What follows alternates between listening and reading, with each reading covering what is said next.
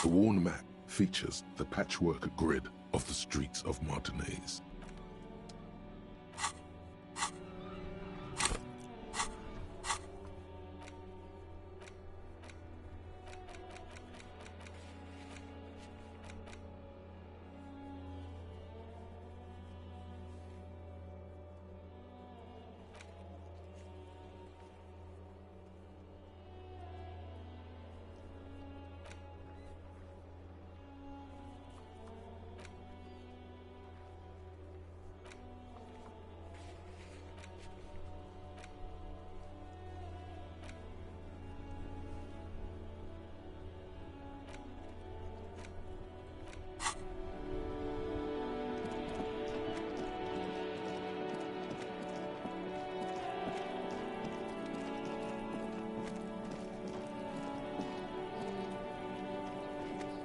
Does Kuno care?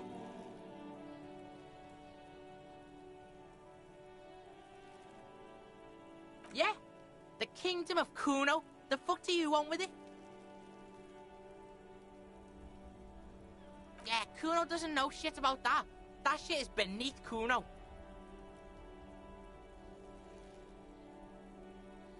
Listen! Kuno doesn't care about this small-time shit. Just listen. Kuno saw what you did there, dumpster diving. Sad shit. Kuno could hook you up with some sweet rags. Shit like Kuno's wearing. Your size, good price. 500 real.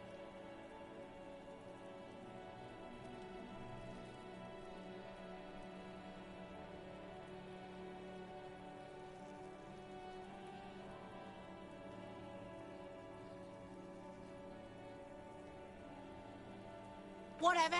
Kuno was trying to help you, but you're too fat for falling anyway, pig.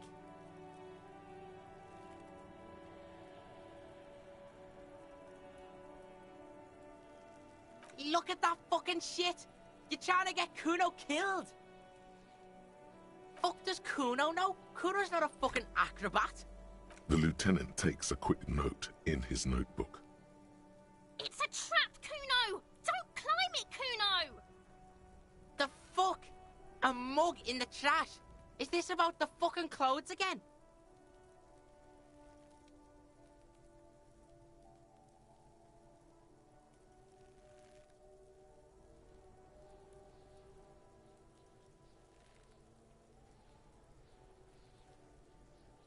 Yeah, Kuno sees where this is going.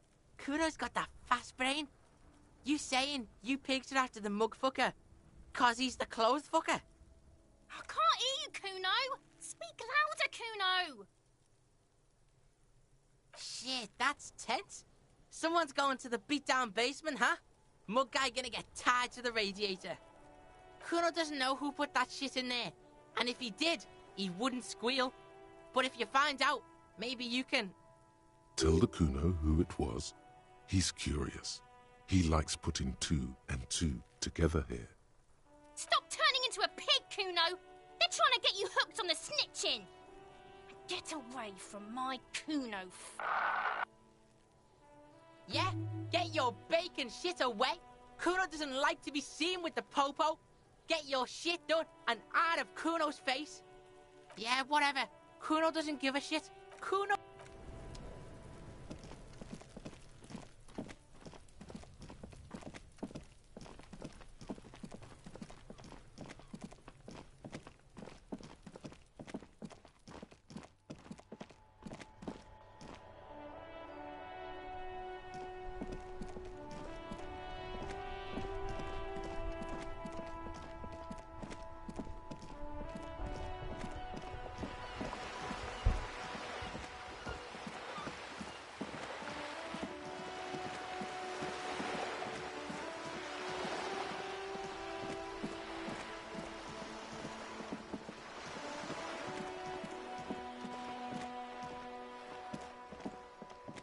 Hello again, officers. Have you come to admire my mural? What do I care about some fucking tin eggshells? Ugh, alright, sad piggy. I'll give you this one. I saw a little girl in the fishing village running around with military-grade handwear. Looked cute as hell. If you haven't been there, the village is a shithole down the coast from the main plaza. Have a good time! No. That's all the snitching Cindy the Skull does for today. Actually, I don't even know why I told you what I just told you. I have a weakness for animals. It's the animal thing again. Damn it. Or a weakness for police officers, miss. Thank you either way.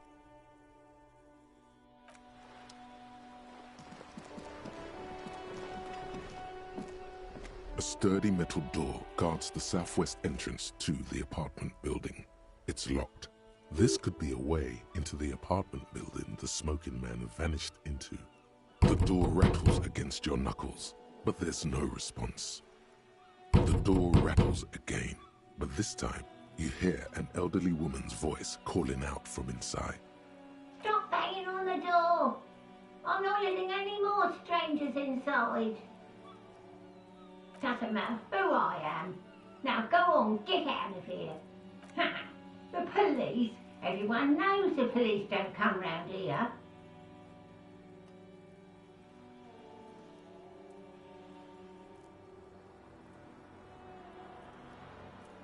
No, I already told you. Go check the backyard door. Maybe someone there will. Backyard door. With the smoker. You already were there. Didn't work. Madame, I assure you, we are real police officers. There is no reply. Just faint sweeping sounds. The door rattles. Stop banging on the door! The police? Everyone knows the police. No, go check the Backyard door. The door. Stop banging on. Doesn't matter. No, go check. Backyard door. Good. We had enough problems with bums and drunks and thieves loitering in the hallway. You have no business here. You're well versed in the kind of threatening legalese that implies criminal liability, but in fact has no meaning whatsoever.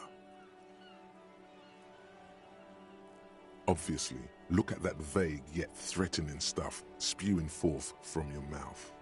I know my rights, and don't you mom me, boy. Miss, would it help if we offer to show you our badges? Hold your horses. I don't care about your stinking badge. Just come in.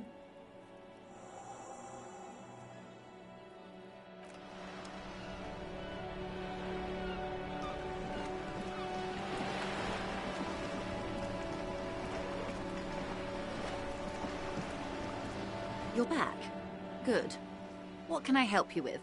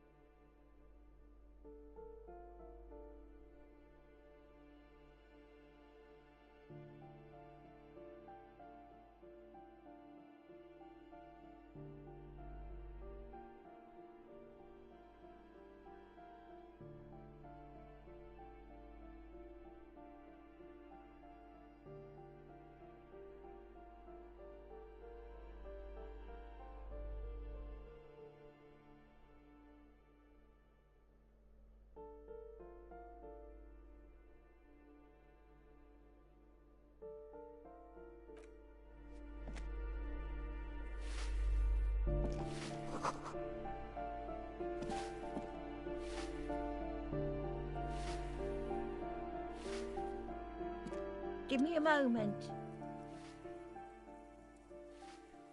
The cold never does any good for my bronchitis.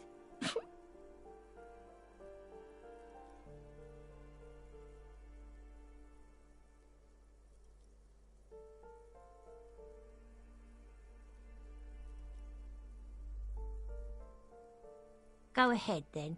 What do you want to know, policeman? She's the cleaning lady. She knows the floor plan and the residence. I'm no one. Just an old woman who cleans these hallways. If you can call it living. I have a little room upstairs right next to the coal room. It's barely bigger than a closet, but I don't complain, no.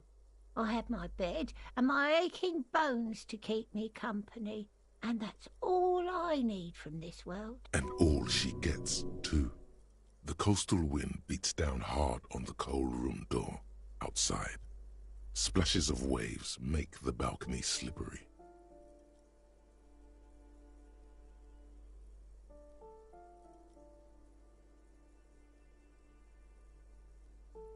Yes, yes. I know who you mean. The scrawny boy who's always smoking like the devil, right? Somewhere in the building, a child starts crying. You hear a radio tuned to a talk show and someone taking a shower. What's he in trouble for? Talk?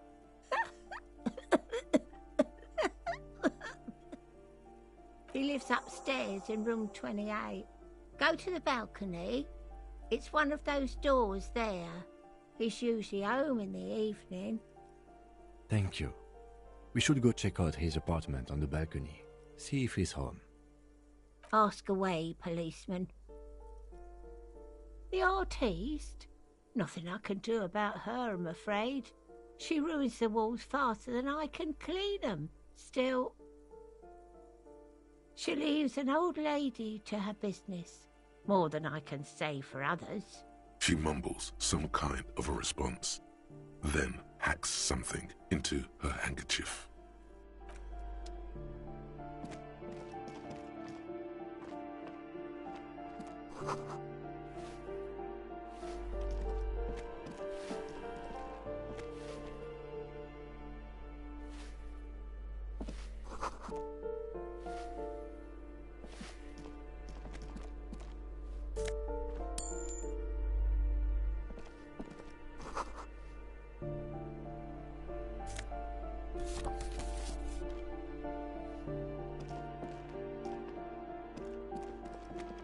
You hear someone walking around inside, rearranging the furniture. The number on the panel says 10. The walking stops abruptly, but no one comes to the door. You can feel tension on the other side. A poor communard, from the looks of it. The room is barely bigger than a closet. Do I have to open the door?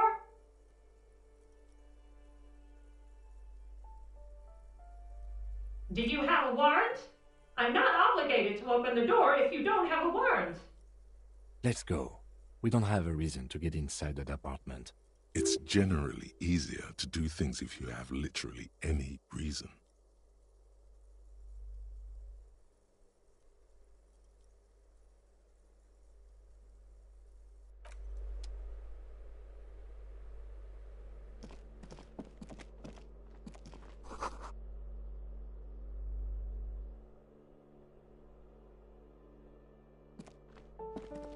This door has been closed with a padlock. A chalk-drawn number on the board says, number 11. It's a solid lump of metal, but the shackle is deeply corroded. A solid pair of chain cutters would make short work of it. Better whip out those cutters. You won't get very far otherwise. No reply. That isn't just a 5-pointed star. It's an inverted white pentagram cradled in a wreath of antlers, the iconography of communism, in other words.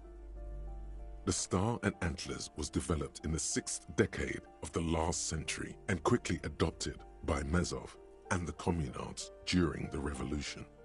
Even today, half a century after, the star and antlers retains the ability to evoke hope, disappointment, and fear in equal measure.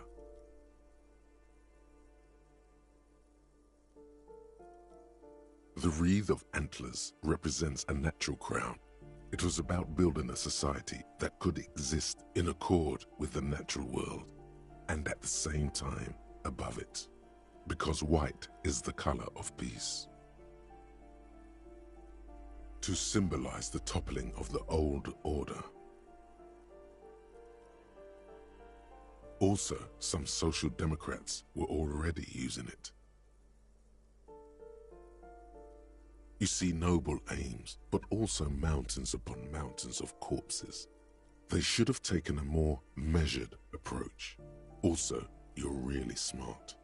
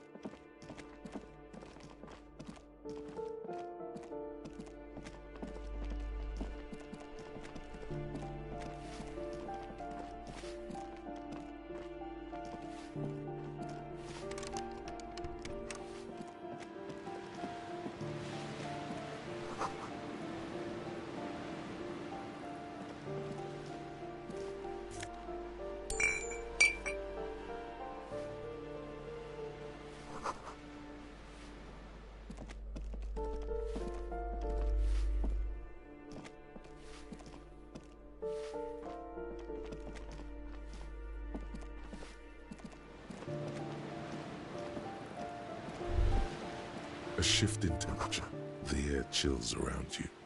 Dust settles on the stony floor. A former architect stands before a slice of window, a room plan in her hand. A cold wave has made the air in the building stand still and frozen, with temperatures falling down to -20 degrees Celsius.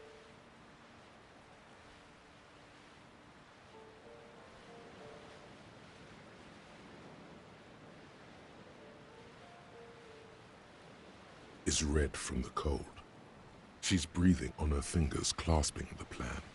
Traces of sadness are visible in her expression. Faint pencil lines on paper depict the same place, but a missing eastern wall connects the room with the neighboring apartment. Ideas for arranging the furniture have been jotted down. It's clean and empty, with new tapestry embellishing the walls. A standard HB graphite pencil has fallen off a three-legged stool in the middle of the room. She had an eye for beauty.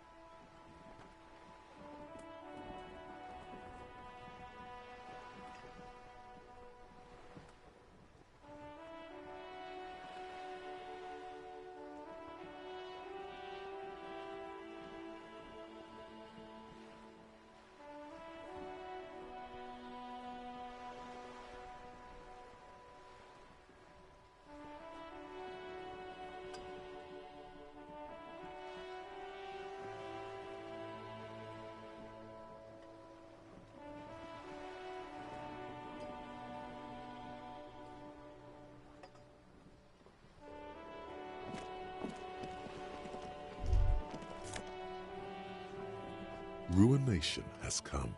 The broken arches betray the once grand history of this building. It towered over the harbor until it happened. A great force from the northeast fired into the city. Heavy artillery shelled the coastline, fired from the water, a straight shot into Revachol. The tenement acted as a defensive wall against the worst of the shelling until it was destroyed, and they had a direct firing line. The waves of the Martinez Inlet rolled over the fallen remains of the building. The dark waters obscured the better part of the remains. What didn't fall into the ocean was used as scrap.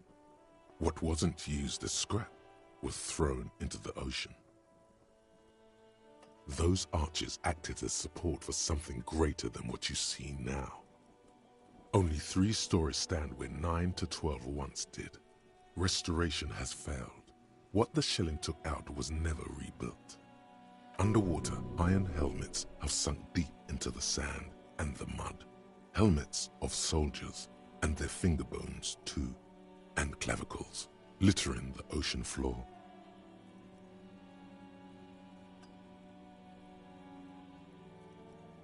A fleet, the combined armies of Occident and Grad, with Mesk volunteers, a 5-nation army, hundreds of vessels. They massed airships further down in the Bay of Revachol. The artillery was so powerful. The ships not only required gyroscopic stabilization, they were anchored into the ocean floor as well. Many are still there to this day. If you squint, you can just barely see the shadow on the water, far in the northeast. Cannons still ready to placate Revachol. The coalition. But that was a long time ago. I think we should move on. It's chilly up here.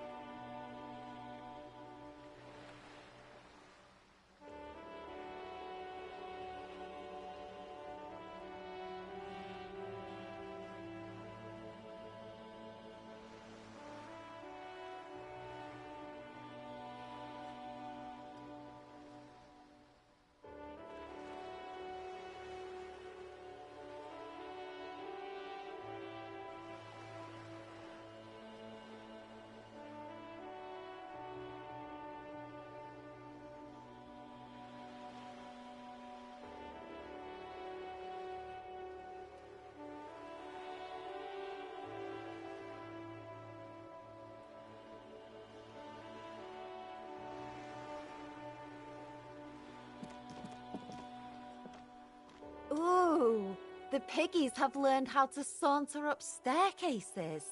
I didn't think you could do that with hooves. But here you are. Yeah, I can see that. Cool mutations.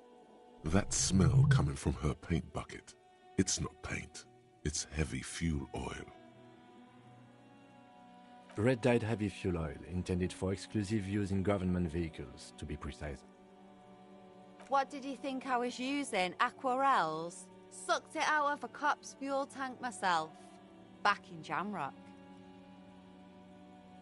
You ain't seen nothing yet, Piggy Boo.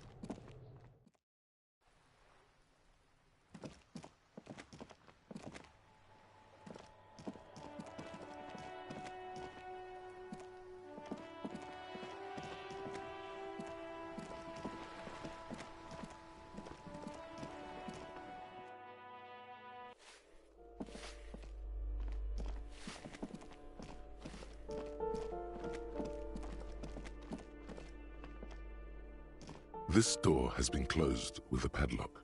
A chalk-drawn number on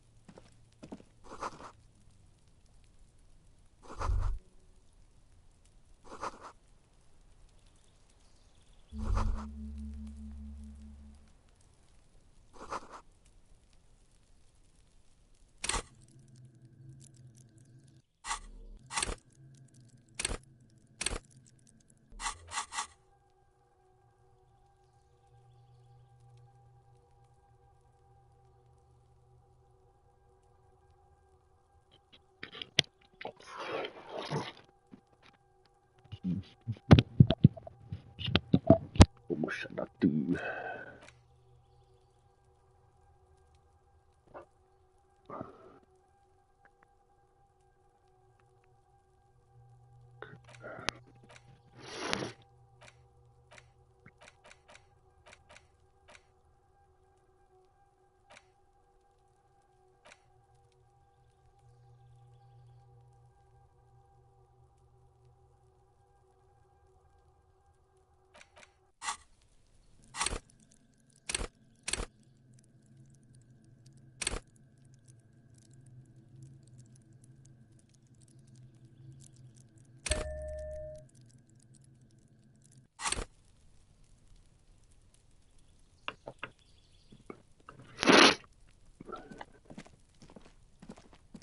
This door is made of metal and appears to be reinforced. Someone here really values their security. Number 28. This is where the cleaning lady said the smoker on the balcony lives. Let's see if anyone's home. Knock on the door. No one answers. Looks like the young man we are looking for isn't home. I think our best chance to catch him is in the evening. We should return tonight after we have finished with our day's work. How about 9 p.m.? Sound good? The smoker on the balcony. This is why we are here, right? He might know something about the murder. So, tonight at 9 p.m.? Right. Sounds good. Tonight at 21. Tonight at 9 p.m. Right here. Apartment number 28. Good. Let's go. No one answers. We should return in the evening. Fine. If you say so.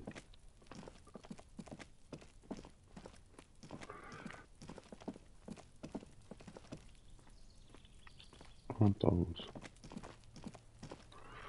How do I get there?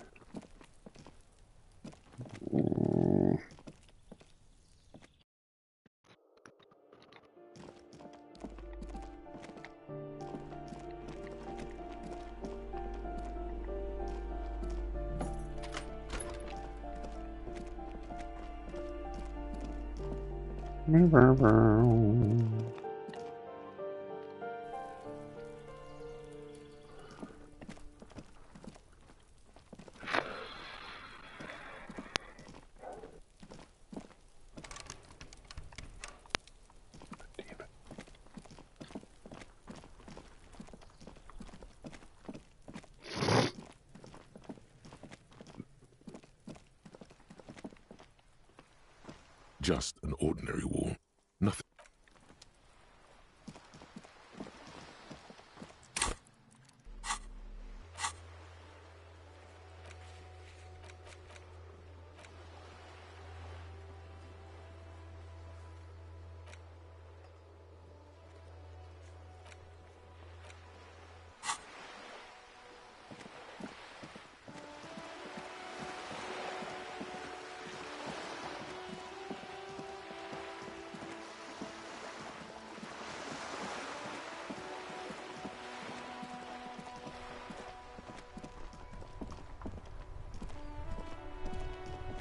The dented yellow mailbox greets you with its graffito and bullet holes.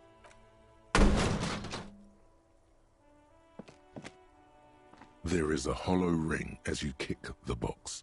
Your toe has suffered damage. Cool. You really showed that mail collection box. You think so? You think it was cool? I don't. Let's go. Oh, okay. Bent metal. Broken glass. Your path lies strewn with the broken forms of everyday objects. You are the destroyer, the bane of inanimate matter.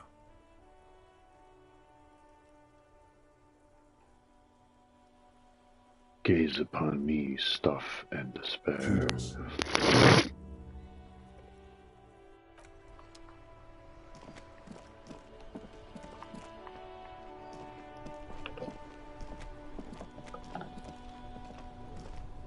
Inside, you see a set of steering levers, a radio microphone, a pull-out toolbox. As you tap on the gauge, the indicator pin jerks as if startled. It's in the large orange sector, indicating the engine is warm. Next to the gauge is a red switch, labeled heat. No, that's enough fun with the foldable headlights. I know they are mesmerizing. They are also fragile. I'm not going to turn it on for you again. Fine.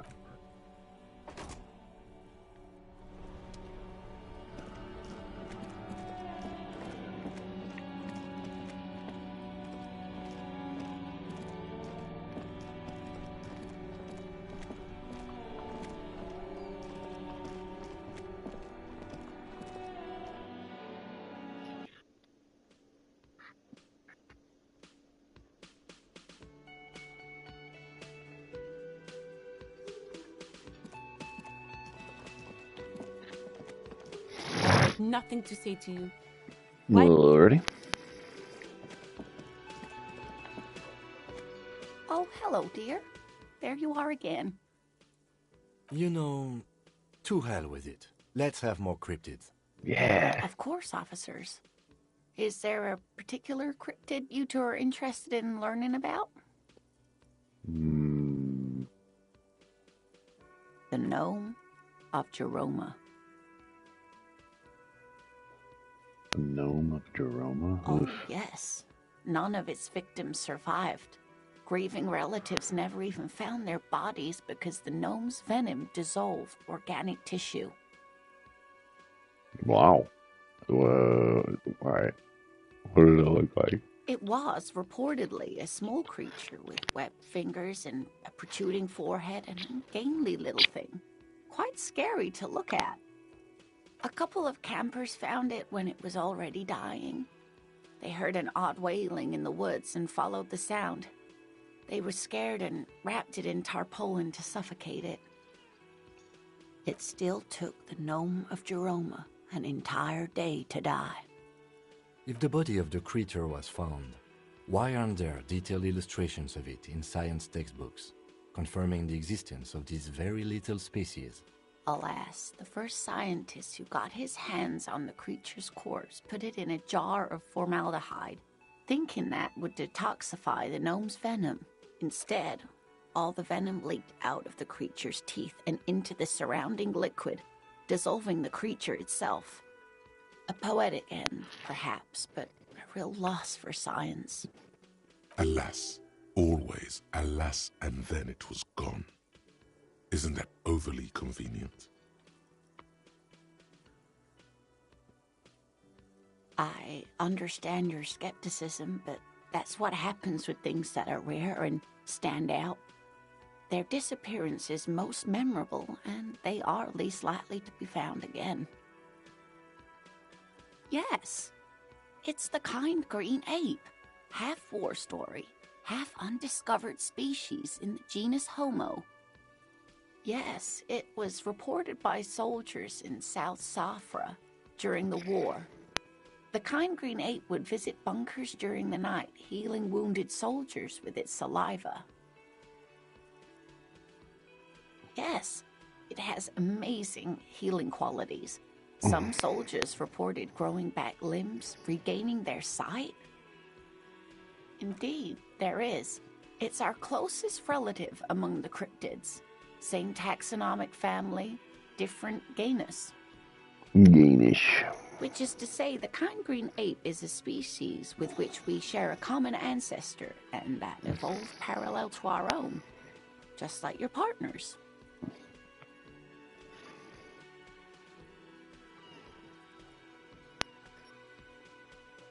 Ma'am, you are confusing him. Please don't misunderstand me, either of you. Human, as it is used in everyday speech, is hardly a taxonomic category. For all intents and purposes, you can be thought of as human. Though Saelites do have some distinguishing characteristics. Different advantages, if you will. Yes, advantages such as the flakier texture of Saelite earwax, or so I've heard. Nothing inspires pride in one species quite like speculative evolutionary biology. Perhaps we've had enough of that for today. What an interesting question. And the answer is yes, there are. Of course. All fairy tales have someone or something invisible in them. It's the Col de Mama d'Aqua. Its name means thin whisper of sound, and that's precisely what it is. Self-replicating sound waves, invisible and intangible. The Col de Mama is very afraid of us, which makes it incredibly difficult to track.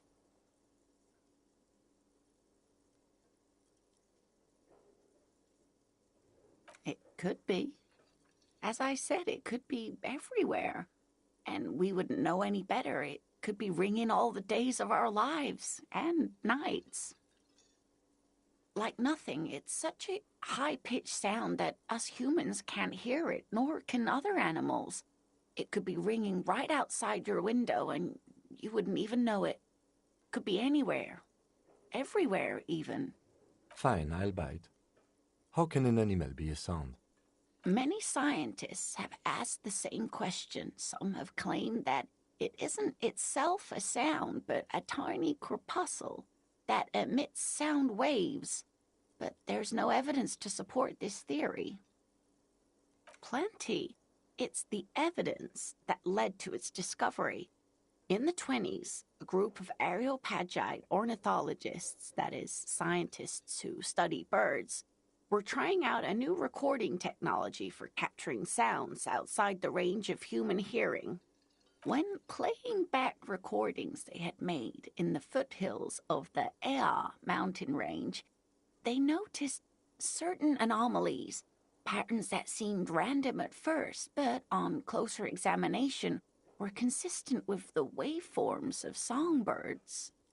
The scientists soon discovered they could track and even predict what appeared to be feeding, mating, and migration patterns based on sound waves in a strictly delimited range of ultrasonic frequencies, even higher than those of the highest-pitched bat calls. They realized that they had discovered a new species and called it the Coldamamadaqua, after the Paracanassian name for the voice of God, which is said to be very silent. They grew quite obsessed with these little birds. Even though they couldn't see them, they could distinguish among individual birds and even began to name some of them. Sequester, Time, Joscan, those are but some of the Mamadaqua they followed individually. That is a sad story. A group of university students assisting with the field work in their enthusiasm for the project, and no doubt because they were preoccupied with impressing their professors, nearly drove it to extinction. They tried to communicate with it and had no other means but sound. So they started sending out sound waves at frequencies they thought might match the Mamadaquas. And what happens when a sound wave meets another sound wave of the same frequency, dear? Exactly. And these tests were performed so recklessly that when they happened upon the right frequency, well, they wiped out most of the population. After that, the corpuscle appears to have migrated elsewhere. There have been recordings of anomalies similar to those spotted in Ea, but they've been few and far between. It's impossible to confirm the presence of any stable Coldamamadaqua population anywhere. Of course. A common thread in these. Disappearance and unfalsifiability. I like the story, though, ma'am. I'm glad you did, dear. What about what? I'm glad you like them, but I'm not really one to tell you about all of them. You should ask my husband if you get the chance. He's the real expert. Can I help you? Thanks. I hope you found what you were looking for. How strange. I certainly didn't put them there.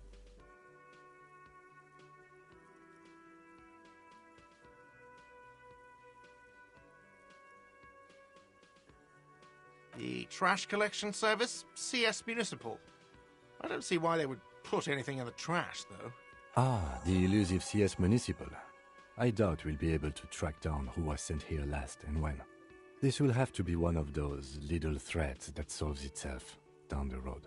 On Clinton Street, near the Boogie Street Diamond, a small truck rattles down an alleyway. It stops by a rusted trash container. Two men, their faces rough and swollen, jump out. They look at the container despondently. CSM is written on their backs. Thank you anyway.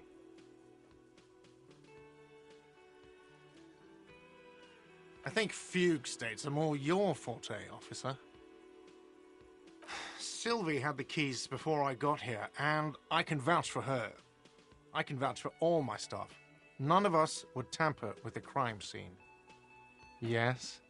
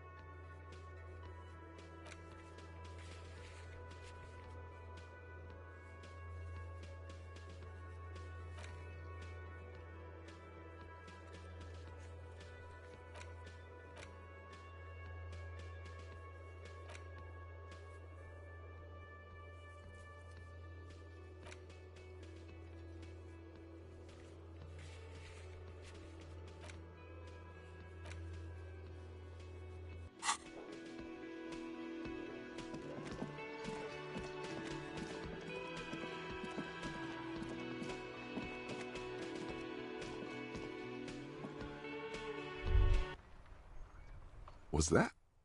Could it be the Calder Mama Dakwa? No, it's probably just your imagination ringing in your ear. There seems to be an extremely high-pitched ring. Ultrasonic. Lena said it was very high-pitched, right? It's like something tickles your ear. Lena also said that it couldn't be heard by any other animal, including humans. What you're hearing must just be a regular bird. There it is again. You're about to rediscover a long-lost species. It must be very close. Maybe, just maybe, it will come toward you. Keep still. It might perch on your shoulder.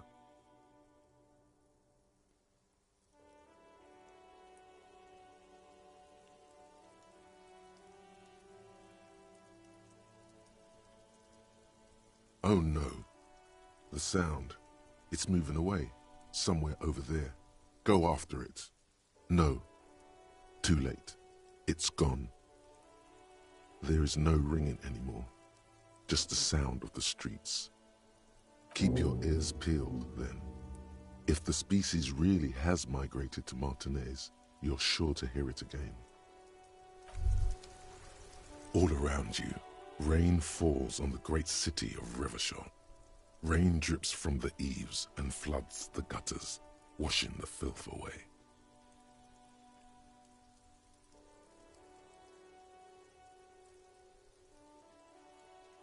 The spring thaw must be here. The snow is melting. Looking up at the sky, cold water dripping from your hat. Grey sky like great battleships, clouds colliding with one another. Rain falls down on the world. Your shirt sticks to your chest. The shoulders of your disco blazer grow heavy. The cold finds its way in under your skin. You shiver, and the city shivers with you. You're not dressed for this weather. You should get an overcoat or a patrol cloak. Capeside apartments. Tower blocks crowd one another. 4.46mm bullets still lodged in their war-torn stone wall. Hallways collapse from the mortar hits of a war that was lost long ago. Clotheslines go to waste in the rain. Radios play. A yard. Rain falls onto the roof of a woodshed. Coal leaks into a puddle beneath a dead man's feet. He swings from a tree, bloated. Droplets of rain slip from his cold cheeks. A traffic jam. Rain thrumming on the roofs of motor vehicles. Inside, drivers watch water streaming down their windshields. The statue of a king shudders. He too is cold. The canal bridge has been raised. The road ascends. A raised motorway loops above the ghetto. Beneath its concrete columns, a sea of rooftops, woodwork, and tar stretches northward. 4-story buildings as far as the rain can fall. The snows melt in Jamrock.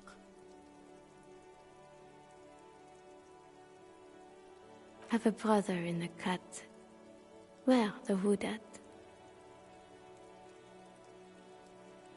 To be in Martinez, where no one goes, at the runoff point of a long-forgotten canal, in the whitest part of town, in the shadow of the day the revolution failed. Standing in the rain, looking north, where Jamrock Rock City stretches inland.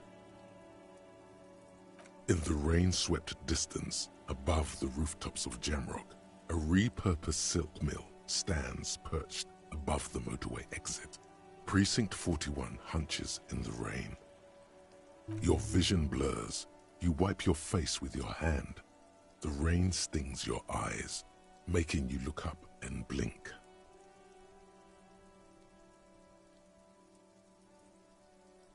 There's a frit on the corner. A plastic coat is folded into a small triangle under the counter by the window. Beyond that, the strikebreakers have gathered. The great gates of the industrial harbor are locked. A chill runs down your back. You shudder like an animal trying to shake water from its hide. Behind the gates, heaps of supply crates, red and blue metal shipping containers, slick with rain. The Greater Revachol Industrial Harbour is an artificial mountain range. Immense wealth resides within, and immeasurable poverty in its shadow. La Drusienne, King Dri's passenger harbour. Cruise ships flanked by dock arms, cranes watching over the mouth of the river distributary. Couronne, the lower middle class. Distributary after distributary cuts the city blocks in half. 7-story buildings trail off into the rain. A silvery curtain of rain over the houses. The class divide. Sheets of rain over the water. A flight of stairs leading into the ocean. Wave after wave washing the coast of Martinaise, with its motorboats and gently swaying reeds. The ruins of a half-sunken sea fort crumble on an inlet beyond the Bay of Revachol. Ghosts rise into the sky. The skyscrapers of La Delta, the financial district. Faint golden light seeps from the office windows. Will you ever go there? No, you are just one of the hundreds of thousands who watch them rise across the bay from Martinaise every day. Urban coastline, rain dripping off Eternite-covered roofs, cinder blots left over from half-finished construction, a defunct research and development building, once seized by revolutionaries. An old wooden church stands on stilts above the water. Coal City, end of all lines.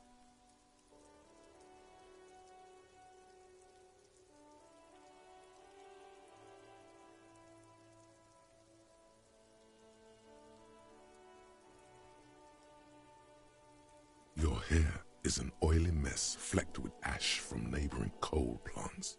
Smokestacks rise somewhere in the distance.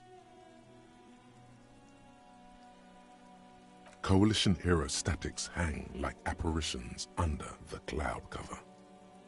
Way up there, where rain forms, rotors flutter silently.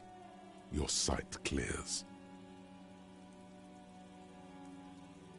This rain will not let up anytime soon. You should get a raincoat. There's a freight to the east. They sell them there.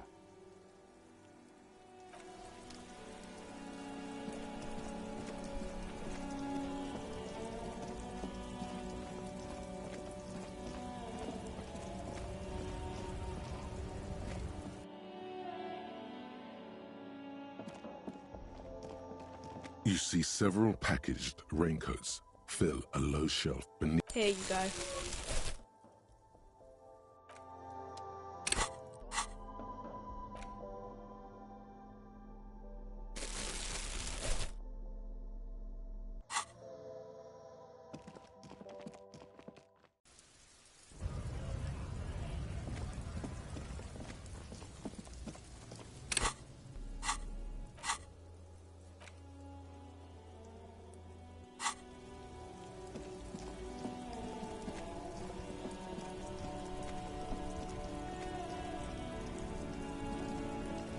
Stuck in the rain in a traffic jam, man.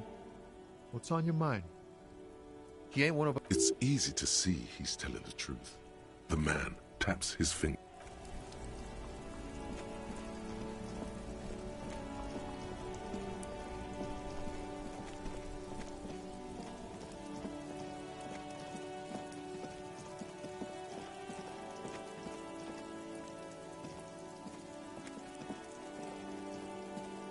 The crumpled samoan butter billboard still soaks in the canal. The lieutenant looks.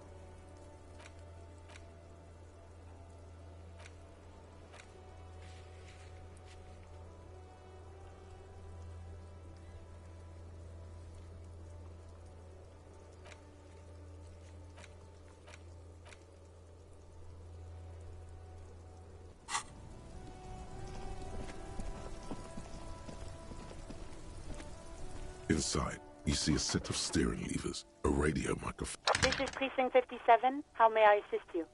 Not yet, but I was able to convince the database people to share private sector information. They promised to get back to me by tomorrow morning. Do you have any other questions? 57's over and out. In the cabin, you see a set of...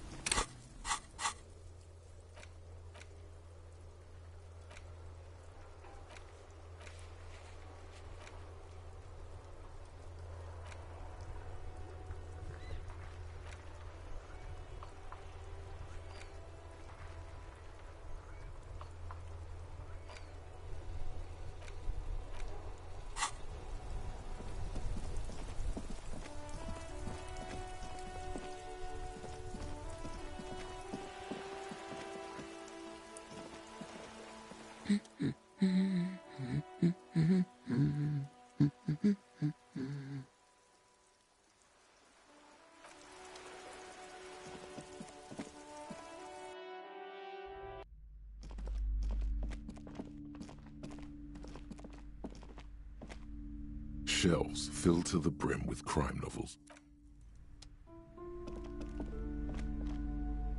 A sulfur-crested cockatoo sits on the cover, its beak slightly open. It looks as if the bird is calling out the book title, From A to Zurich, a guide to a well-behaved...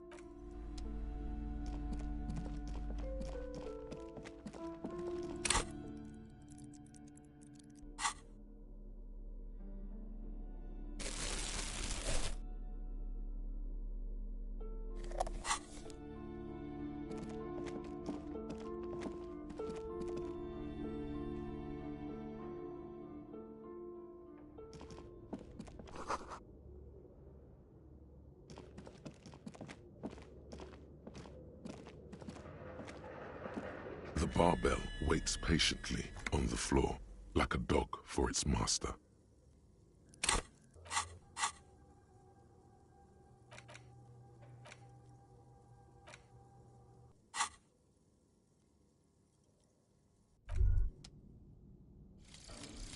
Advanced race theory. Everything is calm in the eye of the race storm. Your mind is lucid and bright. The mind-bending phylogenetics appear more distant and, to be fair, a little ridiculous. The great race mystery has cleared up. All that's left to do is verbalize your thoughts. Go and talk to Measurehead about your newly found insights.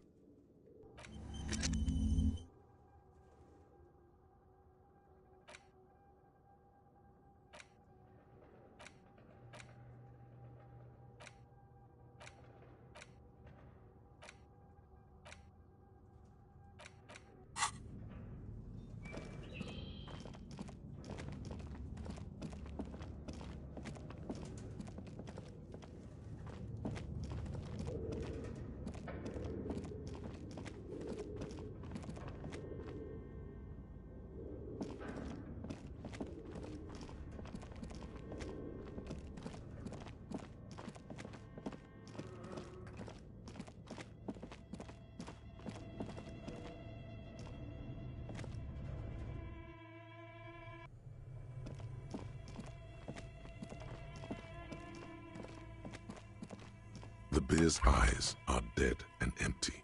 Ice.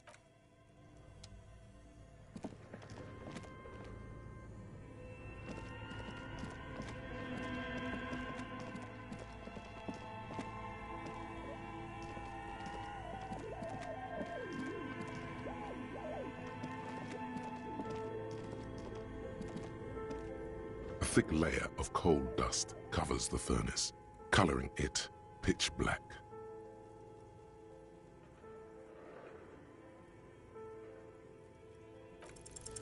Something breaks loose in you.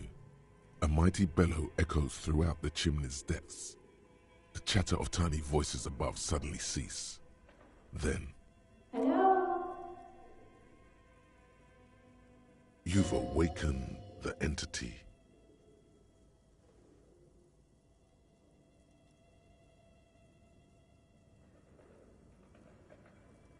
Hello? Did you say anything? I can't hear you. Please come upstairs.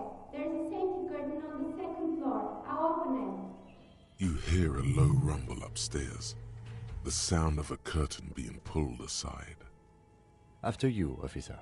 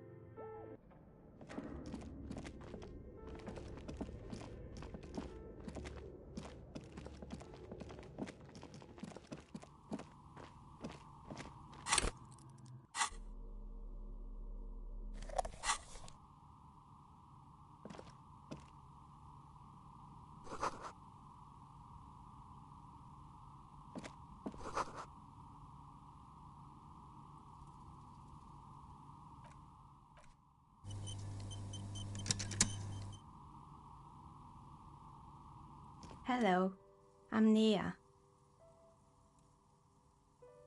Did you try knocking on my window? I must have missed you. I've been listening to my Milius. So what kind of die are you looking for? Could this be the malicious entity?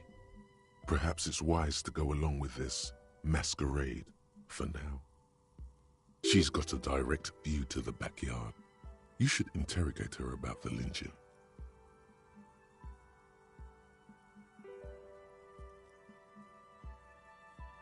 Yes, Amelia is like a call-in station. You need a two-way radio to access one. That's why I have these. Mostly, they just teach you to swear in different languages. But some of the stations can be quite interesting. I was so absorbed, I must have missed you knocking. Then how did you get inside? By the south entrance? You know what? It doesn't even matter. What matters is that you're finally here. Let's talk dice. Did you have something specific in mind? As you wish. Till next time. You're back. Did you decide what? I'm a novelty dice maker. Tell me the name of your role-playing system and I'll make the die you need. That's why you're here, yes? Role-playing games? You know the one made by Fortress Accident. Does that count?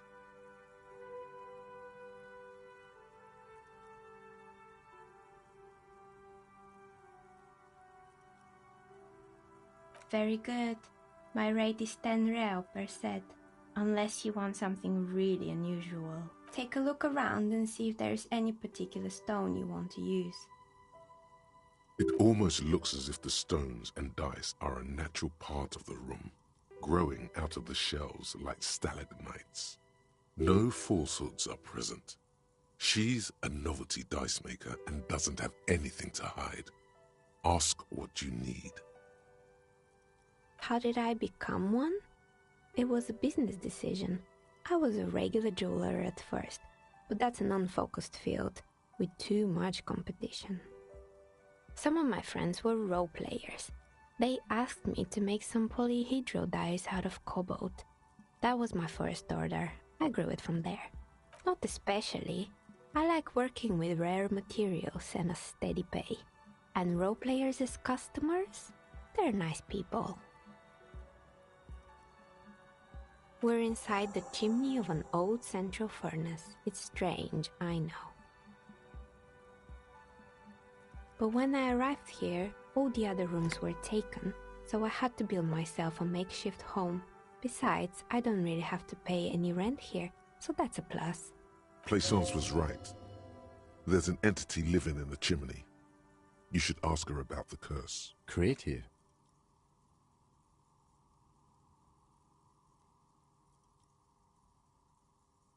More or less.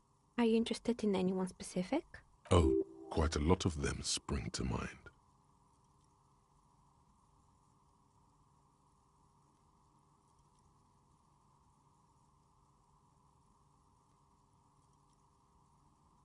There used to be a fashion atelier here, but I have forgotten the head designer's name. They were doing well for a couple of years, until the insect rights activists came. The atelier produced a certain collection that used chitin among the materials. Apparently chitin is made in the Occident, where it's extracted from beetle wings. And you know how all kinds of political movements are big in the Occident. The activists shut down the biggest chitin supplier, which of course caused the price to skyrocket. And, naturally, all the most fashionable tastemakers refused to be seen in chitin from then on. The atelier went bankrupt before they could finish the collection. Really? Anyway.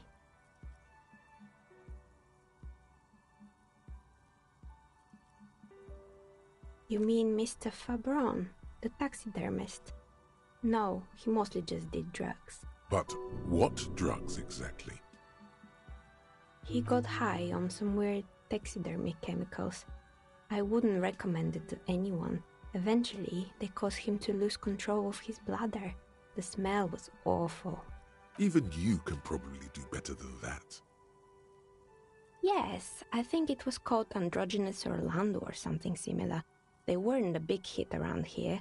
Turns out that working class men don't like genderless haircuts. They're scared of that word. A bit of experimenting every now and then isn't bad.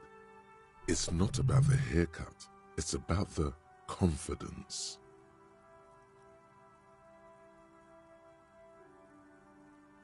I guess it just wasn't the time yet.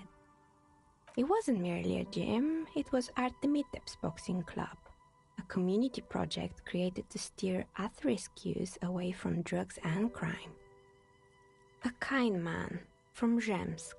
I heard he had some trouble with the law when he was younger, and that's why he wanted to start the gym, as his way of giving back.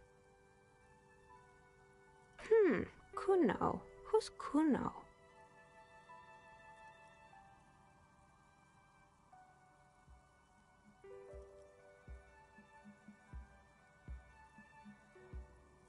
Oh yes, you mean the kid with the sailor's mouth. Yes, I've heard him yelling profanities in the backyard. I think it would take more than a gym to help that kid. It didn't. If anything, it made the youth situation in Martinez even worse. At some point, someone started a rumor that the punching bag downstairs was full of amphetamines. You should have known it. It's not really full of that.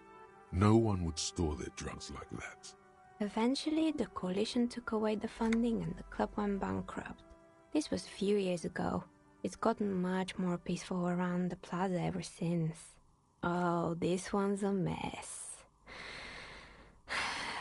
There used to be a company that promised to repair windows 24 hours a day.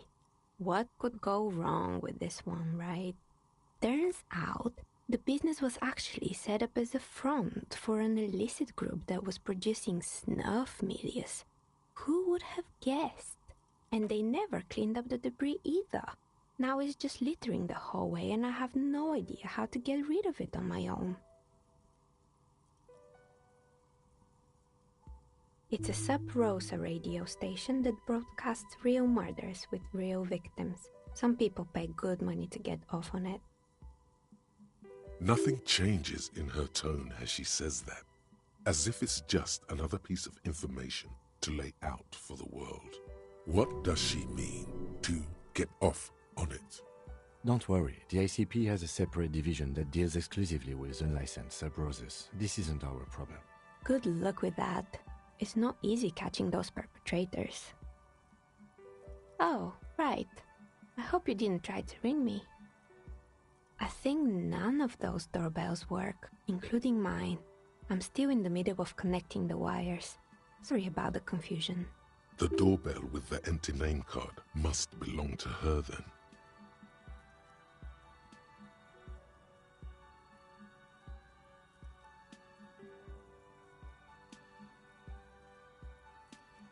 That's right. I haven't even written my name there. As I said, it's quite useless right now. It doesn't work yet. You could say so. Both houses were built at the same time and under the East Delta Commerce Center project. That explains why you can call the whirling from the intercom, albeit I doubt that anyone responds. If the whirling is part of the same building, then it's part of the Dune commercial area. The darkness of this place is there, too. Right. It used to be a gaming arcade. This is an ancient failure, before my time. I'm not surprised, however. My advice? Don't base your business on a fad. Hypnotism, floriography, trick-track, especially pinball. Agreed. Pinball is the worst.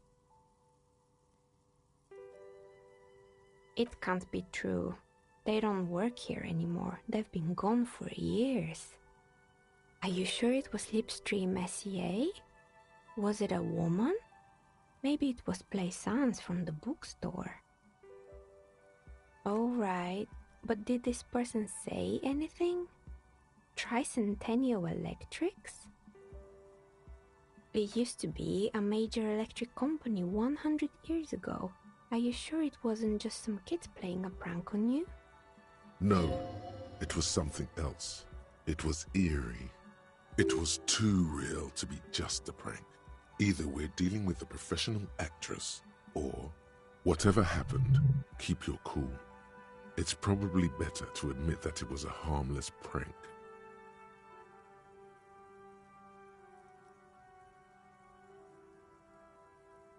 Oh, the kids these days.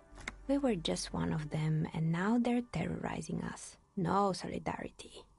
Sure, I'm listening.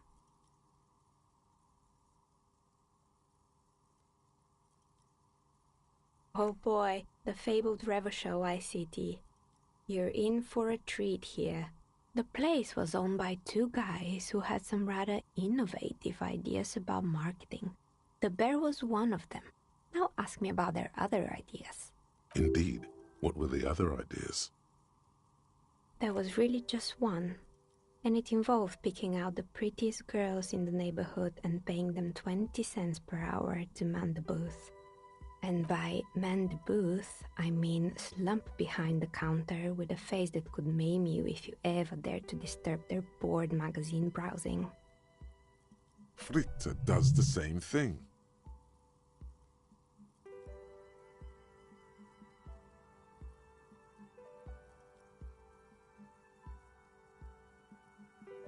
Employing silky teenage girls is a widespread practice, yes. Unfortunately, they always come in packs. I'm talking about acne-ridden girlfriends and gorilla-like boyfriends loitering near the shop. At least that's what happened with Revachol ICT. And they already had the bear. The bear. Of course not. The bear was terrifying. No one wants ice cream guarded by a hostile apex predator.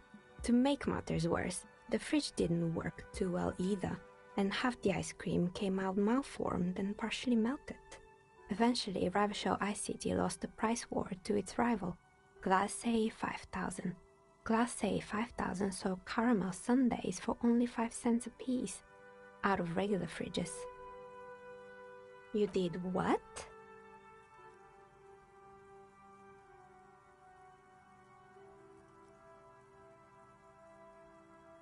Ugh, of course they left it plugged in. Even in death, the bear is costing them money. The taxidermist who made it said it was his vision beast. He said he met his vision beast while high on desiccants. He called it Megatherion. Sounds cool. Megatherion, a mega wild beast. It's an imaginary beast that guides you through life. by telling you to do more drugs, mostly. Maybe this wise and noble beast can guide you toward those amphetamines you've been craving. The horrific necktie tightens around your neck, strangely excited. But it doesn't feel particularly fun this time around. What?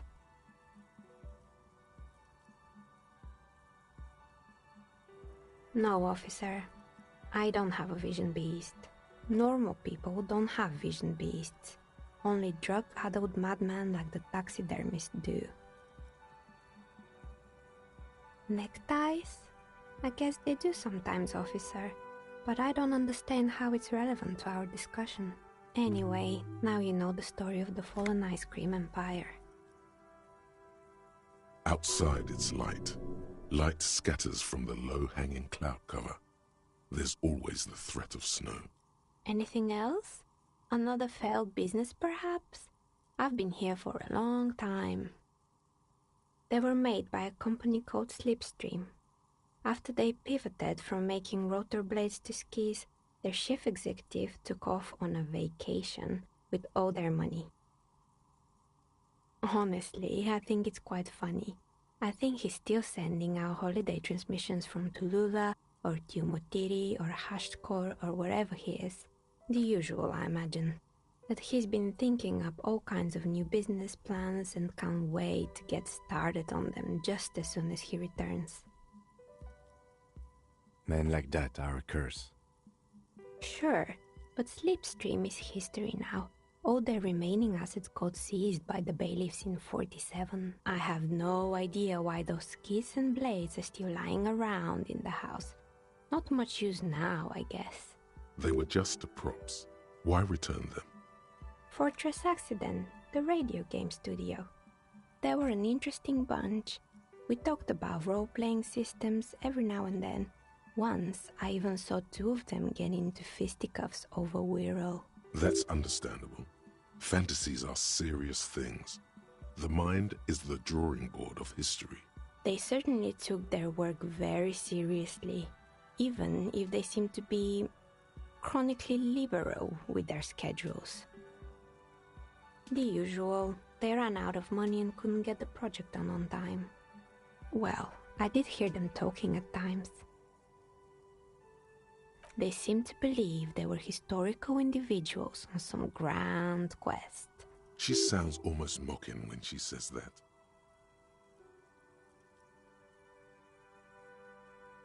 Yes, but when the money started to run out, they just began to complain a lot about capitalism.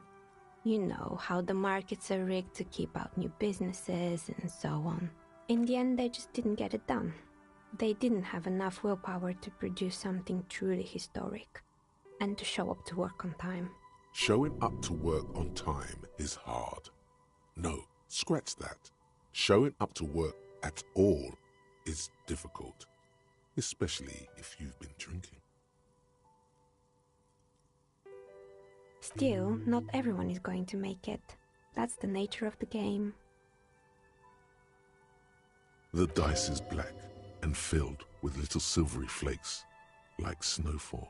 Anything else? I'm pretty sure it still doesn't... Sure, I'm listening. Good. I hope it clarified things a bit.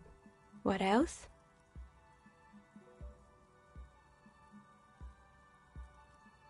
I've heard the stories, but I don't think those stories are true. Plaisance, the bookshop lady?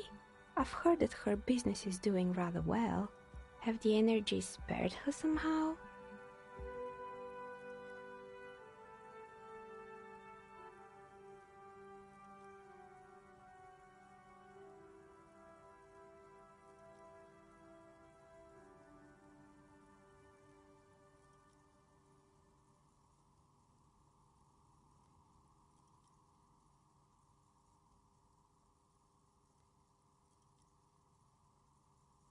Alright, but it's not just the bookstore that's still up and running.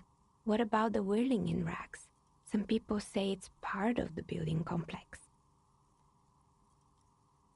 And then there is me. I've been here for 14 years, selling novelty dice to role-playing enthusiasts.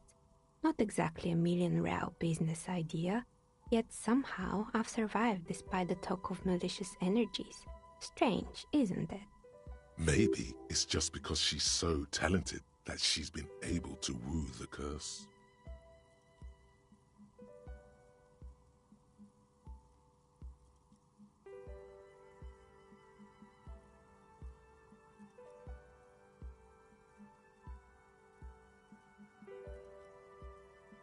I was just about to ask, what do you think? Do you think the curse is real? Time has come to face the source. Fear not, for the forces of the universe are supporting you in this psychic quest.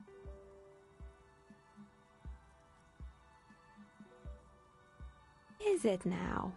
I've always thought it's a rather mundane and boring place with no supernatural surprises in sight.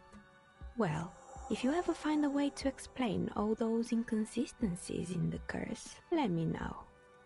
That's all she has to say on the subject. She's been thorough and truthful, as far as we can see. Nothing really. I didn't know him. The lieutenant looks at his notebook. Then, the woman under the large window. Your window looks directly onto the courtyard. You're saying you didn't see or hear anything unusual last Sunday evening? I'm sorry, Detective, but as you know, I usually have my headphones on when I'm working. It shuts out most of the daily ruckus behind my window. Well, there's always something going on in the Whirling's backyard. During daytime, there are usually those kids, and lately I've been seeing a lot of drunk workers hanging about. Must be because of the strike. She's heard of the murder, but did not see it, sire. But I never saw anyone during that fateful Sunday night, I'm afraid. It's an odd profession, making dice for people, but I like it, and I prefer doing this to sitting at home. I might have, but in this case, all I would have seen is my own reflection staring back from the darkness. It's really hard to make anything out in the yard when it's dark outside. Besides, I rarely get up. She nods. Anything else, officer?